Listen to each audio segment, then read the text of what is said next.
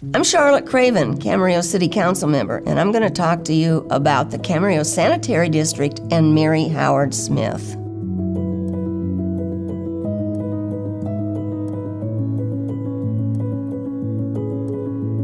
The Camarillo Sanitary District was formed in 1955, 9 years before the city of Camarillo was incorporated. The land for the sanitary treatment plant was donated to the district by Mary Howard Smith, who owned a large farm southwest of the Canal Grade. Mary Smith was a hard-working woman who loved animals, farming her land, but who was very opinionated when it came to developers. She had absolutely no use for them. I never met Mary, but I have come to respect Mary Howard Smith as a brilliant businesswoman. When her husband died in 1949, she had to fight her brothers-in-law for 2 years for ownership of the estate. And those legal problems led her to develop a plan to remain on her land. She managed her farm with the motto that nothing should be wasted. Her land contained a rock quarry up on the mountain, which got busier as the 101 freeway was built in the 1950s. It provided granite for the roadbed. The mining operation left a large pit that she realized could be used to store water for her farm, so she offered to donate 10 acres if a sanitary district for the area were to be formed. The land would be free to the district with the proviso that all of the discharge water from the plant would be given to her and pumped up into her reservoir at the district's expense. The board that was elected when the district was formed in 1955 apparently didn't mind that the 10 acres was on some of the highest land in the service area, and that all the sewage would have to be pumped uphill, which is a very unusual and costly configuration for a sanitary treatment plant, or that the district would pay to pump the discharge water up the mountain forever, because the offer was accepted.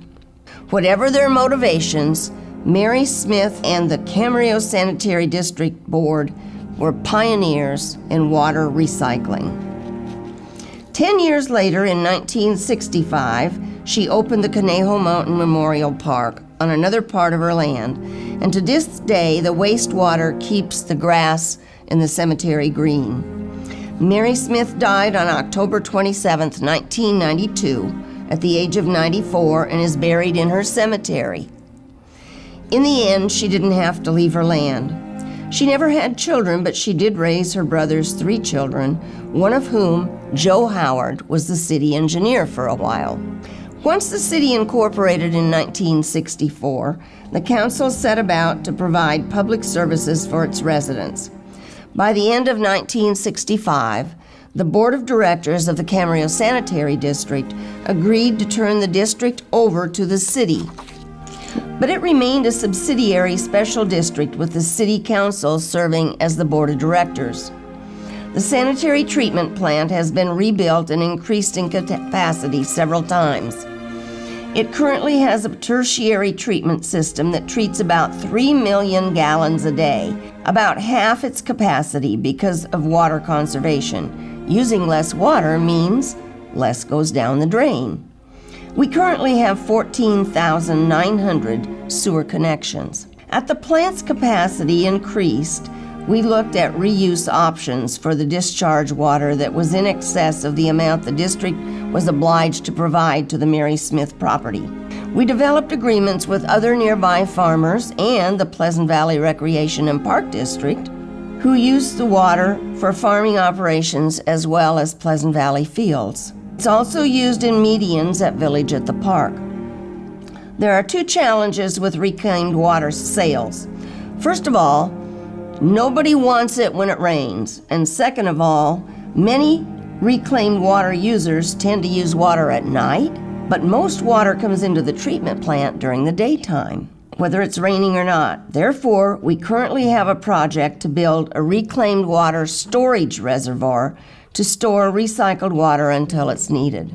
In addition to discharge water, a sewage treatment plant also has solids to dispose of. Our solids, called sludge, have always been put into beds on site and allowed to dry. Initially, the dried sludge was hauled to the landfill, but later we began to haul it to McCarthy Farms in Kern County in the 1990s. In the very early 1990s, the district purchased an adjacent 50 acres from Mary Smith's estate.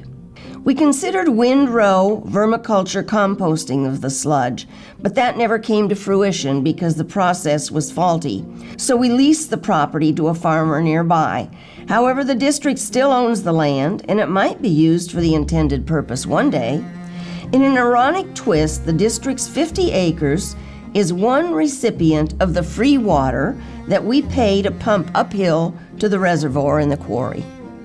To sum up, I feel that considering her motto of nothing should be wasted on her land, Mary Howard Smith would be proud of the direction the Camarillo Sanitary District has taken to reuse even more of our discharge water and perhaps someday to find good use for the sludge from the treatment process.